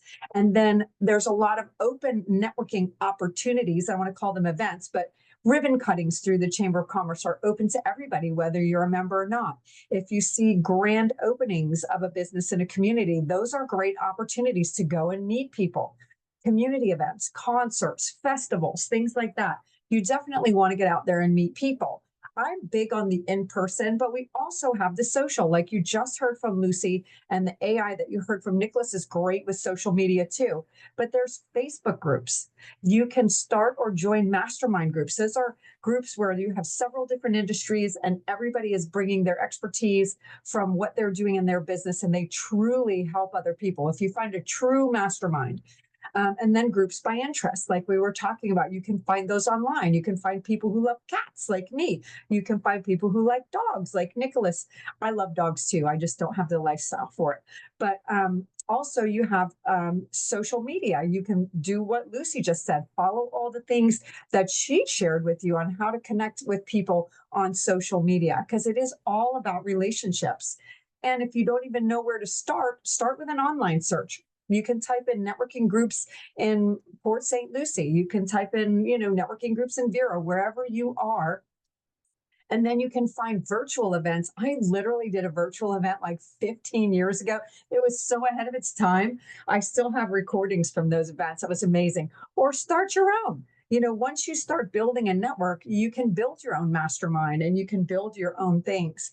Charities are also another great opportunity to meet people, because you find something that you love and believe in. I'm very, very connected to animal welfare agencies like Dogs and Cats Forever. And you're part of a team, you're working together for a great cause, but you make new friends. You can get involved. Your business can sponsor an event, which gives you a lot of exposure. Like Nicholas and I have sponsored Dogs and Cats Forever for booth spaces in a place. So they get to have the animals out there, and they put our banners up on the side of the tent. It's awesome. There's so many things that you can do. And I know that I'm talking very fast, but I'm just trying to throw out a lot of ideas for you because I have a very short period of time and a lot to share. The purpose of networking is simply to cultivate relationships. That's the number one reason. It will give you exposure for your business. You will develop strategic alliances and business partners. You will stay in front of the public, and you can share information, but networking is to develop new relationships. And that as you build the relationships, the network continues to grow and to grow and to grow. Like today, after I've been networking for 20 years, and I can pretty much find anyone in any field that I trust, or if I don't have a field I can trust, I can reach out to someone I trust who will give me someone they trust. And building that network is vital, personally and professionally. So not only will it help your business, but it will help you personally. I would get into a little story, but I can't because I don't have enough time. But you can ask me about it when I see you. The number one thing we're talking about is networking. So we're going to talk about the must-dos because I stay away from the negativity. I do teach one as the must-dos and the don't-dos, but we're just going to share the must-dos. When people tell you you have to go to a group and meet as many people as possible, I say I'm calling BS on that, because the goal is not to meet everyone in that room. They won't remember you. You won't remember them. The goal, 1 to 3, really connect, have a conversation with, share information, connect with 1 to 3 people that you would want to do business with, or that could refer you, or you could refer them. Connect with 1 to 3. That's it. So that takes the pressure off. That's the first thing that takes the pressure off. You don't need to meet everybody. You don't need to spread your cards around. You don't need to try to remember everybody in the room. 1 to 3 should be the goal. Meet 1 to 3 new people. Ask them what they do. This is not, because some people go, oh, I'm so nervous, I have to go up and tell this person what I do. You do not have to go up and tell that person what you do. All you have to do is go up and say, hi, I'm Veronica. What do you do? And they'll start talking. And once they start talking, you keep asking questions. And people they tell me, Veronica, you ask so many questions, but I have to ask questions because I want to know more, right? How can I help them if I don't know anything about them? So ask questions and be interested, not thinking about your cats at home that you have to feed. You are genuinely interested in what they have to say. And interact. Hey, do you have dogs? Do you have cats? Do you love cars? Hey, I saw you drive up in this car. It's a great car. Or, oh, do you have kids? What schools they go to? Not being a creeper, of course, but, oh, my kids go to that school too. So there's a lot of ways to find common ground and to find things that you can talk about. Because why? You're both human beings, right? They're not a sale. You're not a sale. You're both human beings. Discuss the follow-up appointment. And when you discuss a follow-up appointment, make the follow-up appointment. Because I can't tell you how many times someone will say to me, oh, I want to get together with you, blah, blah, blah, blah. And then I never hear from them. They never call. So, or email or anything. So make sure you discuss a follow-up appointment and then make the follow-up appointment. And then collaboration, learning how you can work with each other to help each other. And we're going to get a little bit deeper into that as well. Number 2 is the follow-up. This is one of the most important things because most people leave incredible amounts of money on the table. They're not following up. I have been guilty of it in the past. And I'll tell you what, I go, oh, I can't believe that I didn't follow that person. So make sure that you follow up. And following up is similar to dating. This is one of my favorite slides because you don't want to be too eager and you don't want to play too hard to get, right? You don't want to be like, I'm not interested. But you don't want to be like, oh my God, I have to meet that person. So think of it as dating for business. Why don't we follow up? We don't want to hear no. Nobody wants to hear the word no. When I hear the word no, no means next. It means I'm not wasting my time trying to follow people, keep following up. I would rather hear the no than have someone keep pushing me off until I follow up like 10 times, because I'm going to keep following up until they say no. So just say no. And if you don't want to deal with someone, just tell them no too. Be kind. And we don't want to seem pushy. Nobody likes the car salesy kind of pushy person. Or we forget. I can't tell you, I've lost a business card and then I'll think about it like a month later and be like, oh my God, I was supposed to get back with that person. And then I couldn't find the card or I forgot. Life happens. Maybe you got sick. I know people have been sick for the last 2 weeks. So things can happen. You might have broke a leg or a toe or whatever. And then projecting like, oh my gosh, they don't want me to call them. They're going to think I'm pushy. Sometimes we take and project these ideas that are not even true to scare ourselves out of following up. And some people just don't know how to follow up. So we're going to talk about that. The reality is they probably lost your information, right? They might just be too busy. I've had people call me and I go, I am tremendously busy right now. Can you follow up with me in 2 weeks? And if they're following up properly, they'll follow up with me in 2 weeks, and you can do the same. Follow up with them.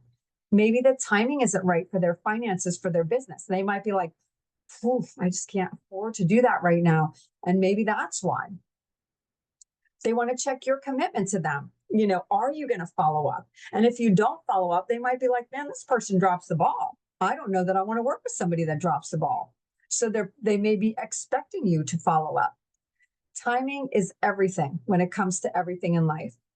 How many ways are there to follow up? There are an unlimited number of ways. So we're going to talk about this in person. So have a meeting with them. You can call them on the phone and go over things. You can email. These are all the basics. Mail a card or letter. Nobody is mailing cards or letters anymore. So mail out a card or a letter. I used to send these funny cards. They were blank inside. They were animal selfies on the outside. And they were funny as heck. And I'm sure when they got them, and people would see those, they'd be like, oh my gosh, those are the funnest cards. Newsletter, you know, share a newsletter with them. Ask their permission first. You can text message them if they like texting. I prefer texting. Bring or send them a gift. I mean, there are tons and tons of ways to follow up with people. The must-dos, be consistent. Don't be persistent, like not too persistent, but be consistent. Personalize it to them. I have brought people news articles that they were in the paper. I mean, just simple things. Or if they say, oh my gosh, I love purple unicorns, and you see a purple unicorn somewhere, or you send them a purple unicorn. You know what I'm saying? I know that's bizarre, but it's true. Make it individual, be timely. Don't wait, 2 or 3 months or a month to send them, a follow-up. And you can be product specific too. Hey, I know you were looking for X. My company has this that may support your needs. Interest specific. If they love golf, if they love, there's those entertainment books. You could send them a coupon from the entertainment book for 50% off golf. I mean, there's a million ways that you can follow up and keep following up. But I don't mean send them an email every day. That stuff annoys the crap out of me. I unsubscribe from that stuff all the time. Thank them for the sale when they buy from you. Educate. People love to be educated. And you can offer complimentary products. If they get something from you, you can be like, oh, by the way, this special charger or this special widget will help that product work better. So you can always offer a complimentary product that would help as well. Remind them of any maintenance that they have. If you're in a trades business, maybe get them on a maintenance plan or anything that might renew. And share easy ways to reorder your products if you have products that are consumable. Get creative. I love getting creative. But as you can see, that's a lot of information. Things to avoid. Do not list them. Listing means putting them on an email blast and sending them email every day. Don't do that. Mass mailing. Sharing company news only. Put in your newsletter community activities, community events, things that would be of value to them besides just your business. Okay? Harassing them. How many people have dealt with a harassing person? That is no fun. So don't do that. Emotional attachment to the sale. We don't need to be emotionally attached to the sale. They will feel that energetically from us. Just know that that sale is coming for you from wherever it's supposed to come from. And don't be emotionally attached to that sale. I know sometimes it can be hard to do, but you got to just check your energy. That's a whole nother class. Taking things personal, sometimes people just have a bad day and it might have absolutely nothing to do with you. So try not to take things personally. And giving up, because you'll always fail if you give up. Now we're going to talk quickly about collaboration because I'm way running out of time.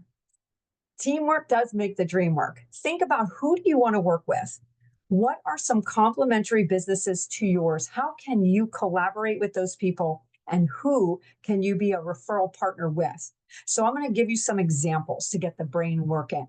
If you're a private school, you may want to partner with daycares, local daycares, swimming instructors, tutors, piano instructors, dance schools, festival folks, churches. I mean, there's so many people that you can partner with, have an events with, or you promote each other. You know, roofers may partner with insurance companies, restoration folks, builders, if they do new construction, HOAs, homeowners associations, plumbers, communities. Like, you can partner with any other tradespeople, anybody that works on a home. You can also, if you're a realtor, partner with all of these different people, insurance companies, mortgage brokers, accountants can partner with financial planners, bookkeepers, realtors, like you name it. There's so many ways for businesses to partner with each other. You can partner with like businesses. I've seen people be like, that person's competition. Nobody's competition. Martini Network and Port St. Lucie Business Club collaborate all the time with other groups and the chamber. So keep in mind, people do business with people they know, like, and trust. And Nicholas, I totally just made it with 4 seconds to go. Amazing. You did a great job. Thank you. I got to get my thing off of screen share.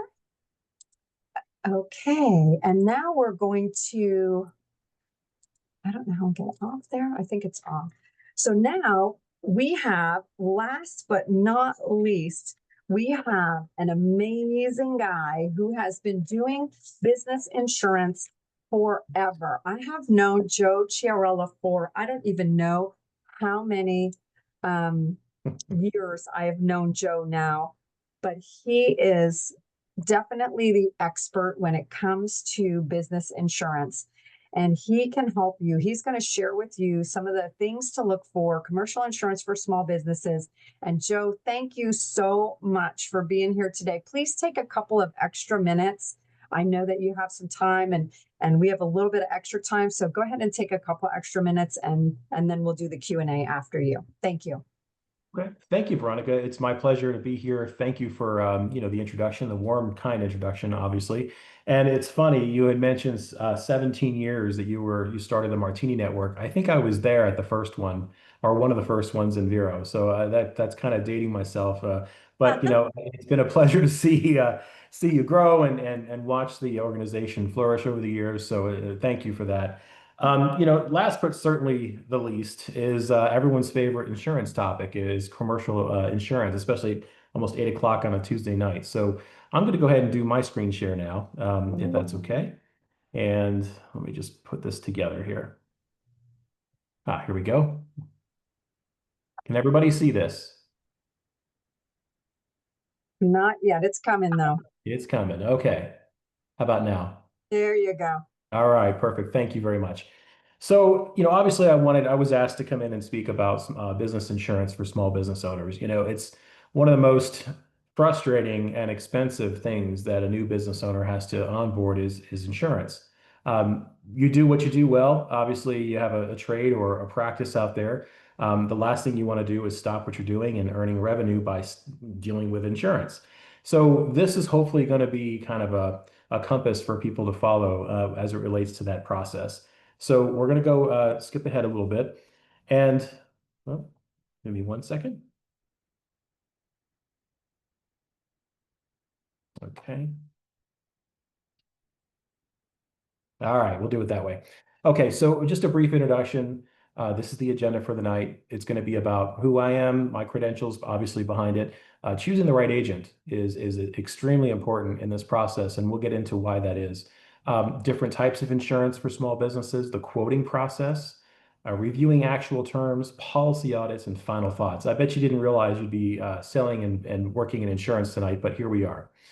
So my credentials, obviously I've been in the business for over 23 years. 17 of those have been networking with Veronica. I've worked for in the past several of the national retail agencies. So the big shops in the country that do the corporate risk stuff for the multi-million dollar companies. I've done that over the years. About 6 years ago, I brought it home. I decided to open my own agency here in town. Part of the Style Insurance Group. We've got 9 locations in the state, and I'm a partner of that firm, and we've got over 200 employees. So we do all lines, including commercial risk, which is really my specialty. That's the next line here. I did create a university for the next generation of insurance agents. Why that's important is because we're running into basically a block here with the older generation, and now I'm part of that, who are going to be retiring in the next 10 years. Unfortunately, there's a wide gap between where I am and the folks coming up from the new generations. So what I've tried to do is to kind of create something that can give back to that generation, give them some sort of direction and focus instead of just get a license and go out and figure it out. That's usually the status quo. So the university I created is that mechanism for the young people to come in and learn the business. I've also got a consultancy that I put together called Co-Insurance. It's basically a risk strategy mitigation company. It's separate from selling and navigating the insurance world, basically giving people a second look, if you will, at what they're buying in the community and the marketplace, because it can be problematic, and we'll get into why. And more recently, I've just joined the advisory board of the National Financial Educators Council. That's a national board of financial services members who basically pool their resources and provide expertise to each other in different fields in the financial industries. And that's been a real blessing as well. So we'll move on. Okay, choosing the right agent. This is why I put this first. This is probably the most important process of all of this.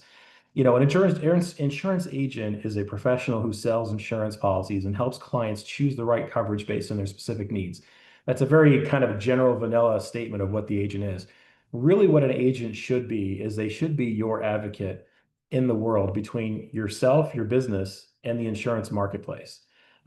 There is a fallacy out there that insurance agents are basically just vendors. They're order takers. If you have a business and I need general liability insurance because that's what my contract says with the county or with another vendor, go get me liability insurance. And sure, there are agents out there that'll run out to the marketplace, put it together, and come back with a general liability policy just as asked. It's got to be cheap. It's got to be fast. That's not the right type of agent for you, because really what you need from somebody in the market, in the insurance world, is someone who's going to basically go to bat for you, understand your business, go out to the marketplace and find coverage that protects you from the world. Obviously the intermediary position here is that the agents fighting with the insurance companies to get you the best rate, but there's terms behind that. There's limitations, there's exclusions, there's problems that you may not see. They have to explain that to you. Unfortunately, we have too many professionals in our industry, I use that term lightly, who will send you an email that says, see attached quote and tell me if you have any questions. I kind of equate that to going to a doctor and getting an x-ray, and the doctor gives you the x-ray and says, here's your x-ray, read it and let me know if you have any questions. We'll show in a minute why this is problematic, but the agent should be walking you through the process. Maybe the goal is to be, cheapest in the bunch. Okay, that's fine. But what comes with cheap? Is the policy full of holes? Does it give you exposure to unpaid claims? Which then leads into, obviously, the big problem is that people hate insurance. Why do they hate insurance? Because you pay all this money. I hear it every day. We pay all this money to insurance companies. They pay no claims. Well, insurance is a contract in its most basic form. The insurance company agrees to pay, in the case of certain events, for the exchange of premium that you give to the company. And the unfortunate side is that if you don't know the contract or can't understand the terms of the contract, then how can you make an informed decision on buying coverage? And unfortunately, in the beginning, a lot of people are kind of just hit it fast, hit it hard, let's get the cheapest thing going so we can start the business. And then something happens where you're surprised at the outcome. The right agent should be understanding the forms, explaining them to you, giving you protections versus or in balance of price versus someone who's not an expert. See attached. That's the most common thing I see. They sell you cheap versus protection. They can't or won't answer questions when you come to them and say, what does this mean? Well, I don't know. Or let me go back to underwriting. Or they just refuse to communicate at all. They just don't call you back or don't respond to emails or texts. Those are the biggest dynamics. Now, I will say that not all agencies are built the same, just like not all doctors or construction companies are built the same. They will advertise and they'll say, we do business, life, health, everything, and we're the one-stop shop for insurance. And the reality is that they might have a market or two and they throw it on a website, but they don't really know the insurance business, especially on the commercial side, because it's very complex. Myself, I do corporate risk only, but I don't know life insurance. I'm licensed for it, but I refer that out, going back to what Veronica said before about collaboration. More recent case, actually, as of today, we've got a fleet of buses, public transit buses that needed some insurance. I know that there are markets and agents out there that specialize in that class of business. Sure, I can go down the world and try to find, terms that are expensive and painful for the client. But I called 4 agents that I know that do transportation risks, and I called them and brought them in and basically gave them the information so they can go and do what they do best. That's what a professional should do for you. Don't try to square peg and round hold it, which a lot of agents will do. But you've got to get references, referrals, understand who they insure, and go ask those people what they feel or what they think. Licensing is public record. You can go online and see how long your agent's been licensed. Going back to Lucy with her social media, LinkedIn tells on everybody, right? So you can go back and see how long they've been in the business, how long they've been licensed, what companies they've worked for, how often have they moved from company to company? Will they be there tomorrow, or are they going to job hop to another place? Do the due diligence. It's there for you, and it's there and available. So that's usually what I recommend. Skipped ahead a little bit, but types of business insurance, everything from general liability, workers' comp. You've heard all these things before: commercial auto, property, professional, directors and officers. Not all of these things are going to be relevant to a small business. Some might be more than others, depending on the trade or the industry. So obviously workers' comp is a big deal for contractors. Who's a 1099, who's a paid employee, how does coverage work? Property insurance, we're just coming out of a really problematic market for property. It's getting better. Homeowners is coming down, commercial property is coming down. However, auto is now going up. So you're going to see rate increases on the auto side. So agents who forecast the rates and the market trends are going to be hugely helpful, because you can obviously go back and plan for it. So those are things that are very important. The quoting process, the dreading quoting process. Okay, that's exactly what it looks like on my desk right now, by the way. So when you've got a client who walks in the door, an unfortunate reality of our world is that you've got agents who are paid commissions to sell policies. The fatal flaw in that model is that agents by design are going to go after where the premium is, because they want to get paid. The bigger the client, the bigger they get, the bigger paycheck they get. The more the renewal goes up, the more they get, increases on their paycheck. So they're going to go after the big fish. And unfortunately, the smaller business world gets shuffled around. There's a lot of work, not a lot of reward. So unfortunately, they get the least amount of care. So you're going to call in, try to get a quote from some agency. They're likely going to forward you to the new person who just started and doesn't know any better. They're going to intake your information and go out to the marketplace and try to find you something that makes sense. Hopefully it does make sense. But I'll go in a second here about how the quoting process works. But when an agent goes out to market for you, these are a partial list of all the things that they're going to have to provide to an underwriter. Obviously, a lot of this stuff is available online, but corporate entity information, your business operations, your website, social media, property appraiser website, building information. What was the construction type of the buildings, year built, updates. All those things help risks model better, so it drives pricing down. What do? Classifications and exposure. Are you a florist shop, or are you a construction, company? It all matters. Does the agent do a site visit? That's hugely important, because they've got to understand what they're insuring before they even hit the property. So, that's important as well. Gross sales, gross payrolls, prior experience. The owner might have to do a bio.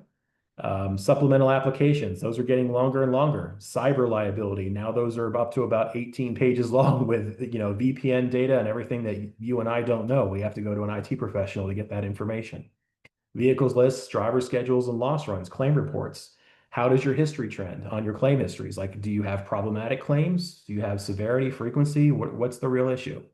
So those things are all required to get just even a quote or an underwriter to look at it. When you do get terms, this is what it looks like: a bunch of numbers, a bunch of labels and things that you're just trying to navigate through. So when an agent says, here's your quote, see attached, this is usually what you see. Well, this particular one is a bar risk. I cut out some of the policies that we're looking at from a competing agent who basically told them to see attached, right? It was a cheap premium, what a great deal. I don't have to pay a lot of money, but there's some relevant things that are right off the bat that are excluded. And I do these reviews for clients separate from the world of selling insurance. But when you look at the next page, the hidden details, this is why people don't like insurance. Uh-oh, you're a bar and you have assault and battery exclusions.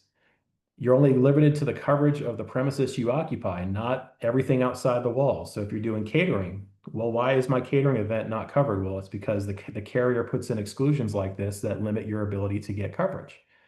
That's why it's cheap, right? Volunteer workers, maybe not a big deal. Business income, yeah, that's a big deal. Cyber incidents, these are things that are basically problematic for the bar, just as a business covering operations. A lot of definitions I put in here in my review. There's some things here that are not covered. Why is my claim not protected? Why is my claim not covered? Well, because you bought a policy that had exclusions in it. The agent never explained it to you. So very important to understand all of these terms and conditions when the agent does present. If they're not explaining these things to you, go find another agent. I mean, who can basically, that's the next phase of all this. Policy audits, I'm getting close to the end. I see my time running down. Policy audits are very painful. In the beginning of the policy term, you're asked to provide what you think you're going to sell and pay your employees in the beginning. At the end, the carrier has the right to come in and true you up and basically figure out what you actually did, sold, or paid. And if there's a giant discrepancy, you're going to owe money. And conversely, if you do less than what you anticipated, you're going to get a credit. So carriers make mistakes, auditors can make mistakes. It's important to have an agent who can walk you through this. And if there is a mistake, identify it and walk it off the ledge so you're not owing a ton of money. So again, this is where the pain kind of hits the road on these kind of situations. So some final thoughts: interview your agent, get referrals, qualify the agency experience, understand the capabilities of the agency itself. What are their appointed markets? Do they have enough support staff? Do they have extra services like claims and loss controls? Bigger doesn't always mean better. We can get into more of that later if you have questions, because I'm running out of time. But see attached emails versus an explanation of terms. And those are the final thoughts and takeaways. So with that, I just want to say thank you. And I think I just made my time. And Veronica, thank you for the opportunity once again. Thank you, Joe. You did amazing. Thank you very much. It's my first time, so thank you for being kind. I doubt that by 100 years, no way. But talk about like saving people time and aggravation. Like I found too, like in homeowners policies, even it's completely separate from you, but people are excluded from this and excluded from that. And they really need to find an agent that they can trust and work with that will be in for their best interest. So thank you for sharing that. That's amazing. My pleasure. Thank you. So this is the point where we have all of these fantastic presenters. Everyone can bring yourselves back on screen, and we will, you can unmute yourselves also. We have anybody in the audience that would like to ask questions. I know that we had one. Corinne, what kind of questions do we have, love? All right. Hi. Thank you so much, everyone. Those presentations were fantastic, full of great resources. So we have a question from Sharon Bailey. She wants to learn more about the AI for workflows, and she wants to know as well if Nicholas offers any free demos on any of the softwares. Yeah, sure. I can take that. So AI for workflows, there are, it really depends on what type of workflow you want to set up. There are definitely tutorials for pretty much any specific tool on YouTube. I'm a big believer in YouTube University and just sort of searching for whatever it is you want to build out. And a lot of these tools are getting to the point where even if you feel like, oh, I could never do that, I can't build a workflow, I don't know anything about automation, it has gotten so much easier now with AI where it'll actually guide you through the process. So I would definitely start there, but it really comes down to what workflow you want to create. But a good starting point would be just get out a pen and paper and figure out what business problem you're trying to solve. Because at the end of the day, you don't want the AI tool to be built just for the purpose of having another AI tool. You want it to solve a business problem. So figure out the business problem, map it out on pen and paper, create like a diagram or a flow chart, and then sort of work backwards and find the right tool that's going to help you save time and put that into action. And then regarding the question about the demos, The only tool that I'm directly affiliated with is the CRM, Earnworthy Amplify. So yes, if anyone's interested in that, feel free to reach out to me, and or I can send my info later, and we'd be happy to set up a demo to see if that's a good fit for your business. Thanks so much. Excuse me, Veronica. I can't get my video on. It's been disabled apparently from the host. That's fine. I Let's can see. come Here here. we go. Let's see. I think it might have been a setting. Okay. There we go. There he is. Okay. Do we have any other questions, Corinne? We do not at this time. I don't see anything. Just a question from Christine for Dieulanie. If the SBA only sends out the loans to lenders, and if they have any say, or is it the lender that decides? Question. So yes, the loans are SBA business loans for small business loans. They're done directly through the lender. And yes, the lender does decide. We do not do the underwriting. The SBA lending partners do the underwritings. Now, if you're referring to the disaster loans, those loans are done directly through the federal agency. They're done directly through the government. So we do not go through our lending partners for disaster loans. Thank you so much. Let me just give a quick look. It looks like we are all set for any questions, unless anyone has anything that's arisen in the last minute or so. Well, thank you, Corinne, also for helping us to moderate the chat and for being part of this. And Nicholas, thank you to all of the incredible presenters today. You all did an amazing job.